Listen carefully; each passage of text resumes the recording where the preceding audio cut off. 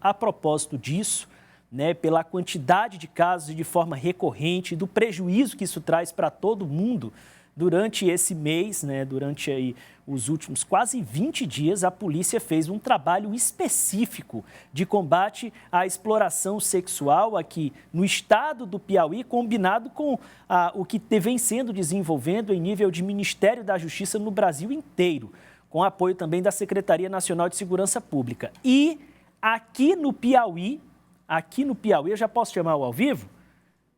Daqui a pouquinho eu vou trazer os dados aqui do Piauí. Né, aqui do Piauí, já posso chamar a Gorete Santos, trazendo os dados aqui. Durante esse período, do início do mês para cá, 14 pessoas presas por envolvimento nesse tipo de prática.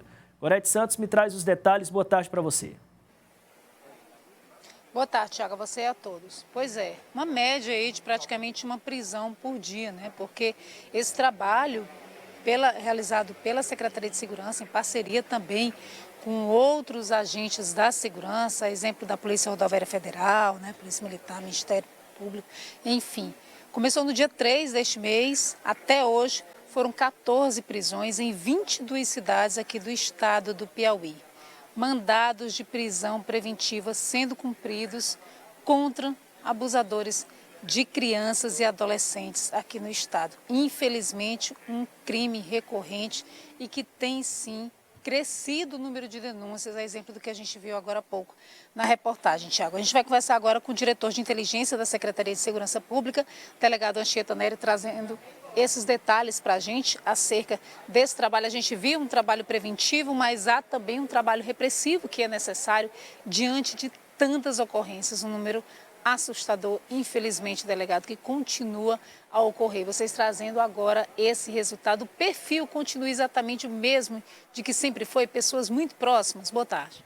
Boa tarde, Gorete, Tiago, todos que acompanham a Cidade Verde. Bom, a gente fez esse esforço concentrado nos últimos 15 dias, né, capitaneados pelo governo federal. A Operação Caminhos Seguros, ela foi capitaneada pelo Ministério da Justiça e Ministério dos Direitos Humanos e Cidadania. E qual a diferença para o trabalho ordinário das polícias? É que a gente reforça as equipes naquele período para enfrentar de maneira mais firme aquela temática. Mas essa temática, que é especialmente dolorosa, o crime contra a dignidade sexual de uma criança e adolescente, é muita dor quando a gente vai trabalhar com a repressão. O ideal é prevenir. Então, até nessa operação policial, nós passamos em mais de 23 municípios do Piauí, em escolas públicas, escolas particulares, rodovias federais e rodovias estaduais, levando palestras educativas, abordagens educativas para conscientizar as famílias, conscientizar os profissionais sobre a importância de detectar o menor sinal de abuso psicológico ou mesmo de abuso sexual que uma criança possa estar passando. Quanto ao eixo de repressão dessa operação policial, com o apoio da Polícia Federal, especialmente da área de inteligência da Polícia Federal no Piauí, da Polícia Rodoviária Federal e Polícia Militar, a Polícia Civil conseguiu cumprir 14 mandados de prisão preventiva, né, relacionados a investigações de crimes de estupro de vulnerável. São pessoas ainda do convívio da família? Isso. Esse abuso que é praticado fisicamente pela própria vida social de uma criança ou adolescente, ele acontece por alguém próximo, né? A vida social da criança é mais restrita, ela convive socialmente em casa, nos avós, no ambiente escolar, numa praça. Então o abusador é alguém que tem proximidade com ela. E muitas vezes uma relação de poderio, um poder familiar, um poder professoral. Então a gente tem que ter muita atenção e muito cuidado, porque a criança ela dá sinais. Se ela vem sofrendo um abuso, seja psicológico ou físico, como foi dito aqui em reportagem anterior, ela vai dar sinais físicos e também sinais comportamentais. Vai se tornar uma criança mais arredia, agressiva, episódios de choro. Então é importante chamar a atenção. Nós temos uma quantidade grande de professoras com bastante sensibilidade, que no curso do seu trabalho conseguem detectar esse problema, né, e tem a abordagem correta e natural ali para fazer a criança se abrir. Hoje a Polícia Civil ela é preparada para ouvir essa criança na forma da lei, de maneira a não repetir esse trauma, mas é algo que a gente tem, enquanto sociedade, que trabalhar para evitar. Durante a campanha deste ano, há um chamamento também para os pais e responsáveis para essa atenção que a gente mostrou também em relação ao uso da internet, né? As crianças de hoje, elas já estão inteiradas nesse ambiente que é muito bom por um lado, mas que é muito perigoso por outro, se não houver um monitoramento dos pais.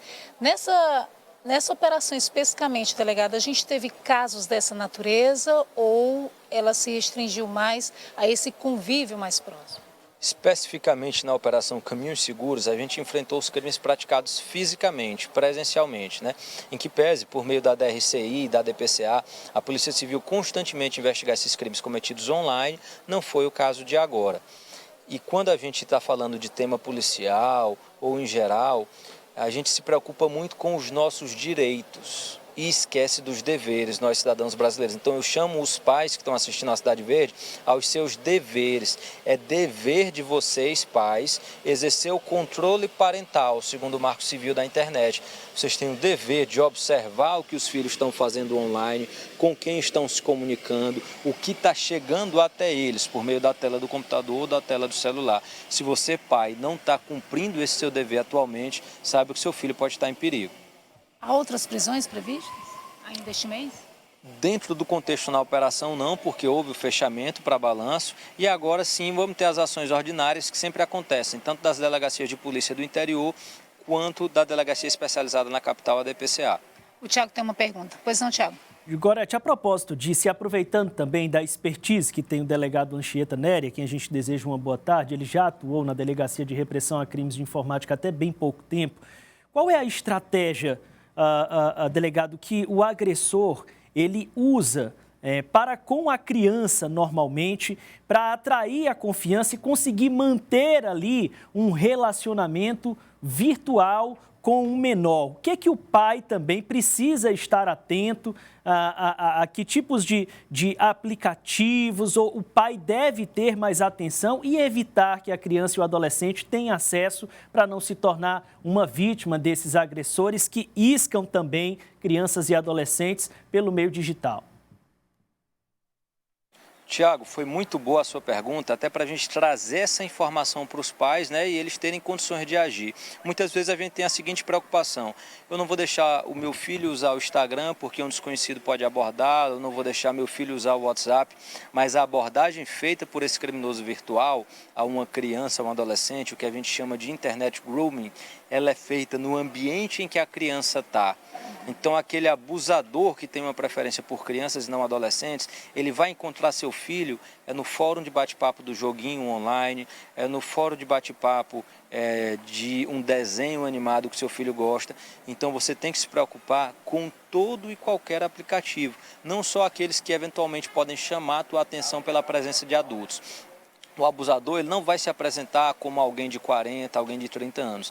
Ele vai se apresentar como uma outra criança, igual a vítima, ou um pouco mais velha, para poder ganhar confiança e fazer as solicitações indevidas. Muito bom.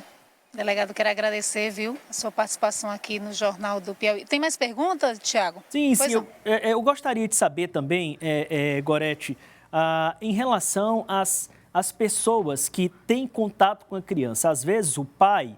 ele não consegue identificar por algum motivo, às vezes até porque a pessoa tem uma rotina onde ela nem consegue passar tanto tempo com o filho, né? Isso é uma realidade nos dias atuais. Mas a criança, ela está inserida em outros meios de relacionamento, como, por exemplo, a escola, como, por exemplo, a hora dela fazer um reforço, como, por exemplo, praticar uma atividade física. Ainda falta, delegado, um pouco mais de preparo, digamos assim, a essas outras pessoas que estão na rotina de uma criança para perceber esses sinais que elas apresentam de algum tipo de violência. Isso é algo também que precisa ser trabalhado? Tiago, eu diria que aquelas pessoas que convivem ali com a criança de maneira profissional, hoje elas estão preparadas para identificar esses sinais. Inclusive, muitas das denúncias que a gente recebe nas delegacias partem do ambiente escolar, onde professoras, auxiliares, estagiárias, elas têm essa sensibilidade, né, de identificar um comportamento diferenciado, uma mudança comportamental naquela criança ou adolescente. Então, aqueles que convivem com a criança de maneira profissional, professores de prática esportiva, os professores escolares, né, eles já têm esse treinamento e, inclusive, uma habilidade natural pelo fato de conviver e de estar sempre com a criança. assim também devem ser os pais, os vizinhos. Você que tem ali crianças que convivem no teu condomínio, notou um comportamento diferenciado, uma mudança brusca, tudo tem uma causa. Tudo tem uma causa. E aí a família vai investigar essa causa e trazer a tranquilidade necessária para a criança. E quando há essa percepção por parte de um adulto, delegado, né, de que a criança está sendo abusada, né, está sendo explorada de alguma forma, e esse adulto não toma uma atitude, ele está sujeito a penalidades também? Bom, se ele tiver o dever de garantir, sim, mas a gente tem que pensar de ensinar ou dizer para esse adulto como agir. Se você acredita que por algum motivo não deve levar essa informação aos pais, você pode procurar a Polícia Civil pelo site, pela sede da delegacia, pelo canal de denúncia anônima. Você pode pegar o seu celular e utilizar o Disque 100 do Ministério dos Direitos Humanos. Não precisa se identificar e nós vamos ter condições técnicas de maneira velada e segura, identificar se aquela situação é realmente uma ameaça ou um alarme falso. Muito obrigada. Delegado Anchieta Neri, diretor de inteligência da Secretaria de Segurança Pública, né, trazendo essas informações acerca da operação, mas principalmente esse alerta para todo mundo, né, Tiago, para os pais responsáveis por crianças e adolescentes, mas para cada um de nós também, cidadão que tem um dever, né, de cumprir, de proteger as crianças e adolescentes. Eu queria só fazer mais uma ressalva, viu, Tiago? Porque eu conversei bastante com a mãe, que a gente mostrou agora há pouco na reportagem, a Sheila. No momento em que a gente mostra a reportagem, a gente não tem a oportunidade de colocar no ar tudo aquilo que a gente conversou. E ela é um exemplo para mim de mãe bastante presente na vida dos filhos nesse sentido da proteção. Porque tudo aquilo que o delegado mencionou agora há pouco, ela já faz pelas filhas dela, tanto no ambiente virtual, de protegê-las, inclusive em relação aos jogos, por exemplo, que elas assistem, de observar quem está conversando com elas, que de repente pode ser um adulto disfarçado de criança para ludibriá-las, quanto também nesse ambiente físico mais próximo das pessoas que convivem com as filhas dela, inclusive os familiares, né? Ela colocou para mim, as meninas também reforçaram que a mãe tem essa preocupação muito grande. E aí, como ela faz isso desde muito pequena com as filhas, as crianças crescem vendo isso com uma naturalidade e já atentas também para qualquer investidura desse tipo de algum agressor. Tiago. Tá certo, Gorete? Muito obrigado pelas informações que você trouxe aqui ao Jornal do Piauí, um exemplo a ser seguido.